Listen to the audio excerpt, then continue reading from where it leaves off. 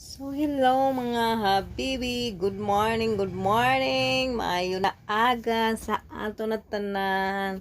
So, today is Saturday, kaya linis-linis na naman tayo. Marami naman tayong gawain kapag tayo ay nasa bahay na. Kasi gumawa pala ako ng ice candy kagabi. At ngayon, marami tayong hugasan kasi hindi ko na yung hinugasan kagabi kasi pagod na ako. At ngayon, sa Saturday morning, ito, maghuhugas na naman tayo dyan. Kung mapapansin nyo, hindi ko pa na-achieve yung team puti or team kahoy dito sa ating kusina. Kasi maganda kasi tingnan kapag yung mga gamit mo is puti or kulay kahoy siya.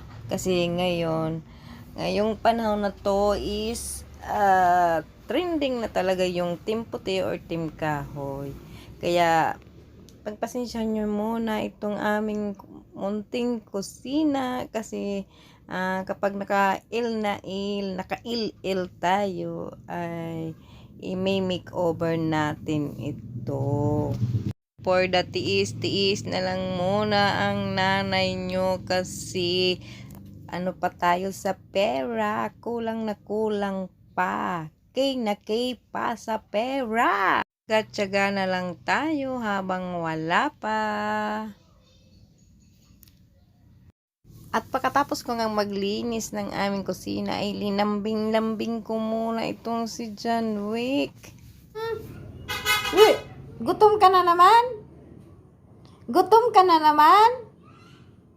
Ang aking alagang pusa na si John Wick, kapag gutom siya, hindi kanya titigilan hanggat hindi mo siya mabibigyan ng pagkain. Kasi nagsasawa naman yan sa sa cat food.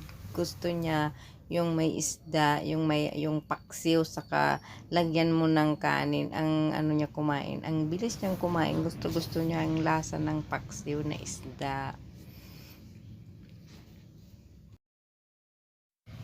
At ito nga, pagpasok ko ng aming kwarto, andito si Harley, yung maldita kong alaga. Bagong palit pa naman ako ng bedsheet at bagong gupit ko niyan sa kanyang balahibo at bagong paligo ko niyan kay Harley. Mabuti na lang mabango si Harley today. Kaya salamat sa panonood. Hanggang dito na lang.